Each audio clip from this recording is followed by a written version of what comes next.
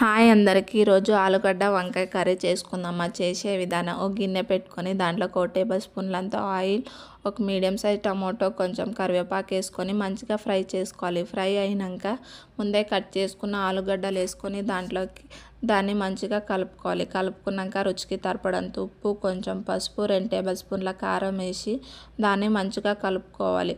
ఒక గ్లాస్ అంతా వాటర్ వేయాలి. పెద్ద గ్లాస్ అంతా వాటర్ వేసి 5 to 10 minutes లో ఫ్లేమ్లోనే ఉడకనివ్వాలి. అది ఆలుగడ్డలు 50% ఉడకాలి. ఉడికే లోపల మసాలా తయారు చేసుకుందాం. ఓ మిక్సీ జార్ తీసుకొని కొంచెం ఎండు కొబ్బరి వేసుకొని, కొంచెం కొత్తిమీర, ఒక గడ్డంతా ఎల్లిపాయలు వేసుకొని నైస్గా మిక్సీ పట్టుకోవాలి.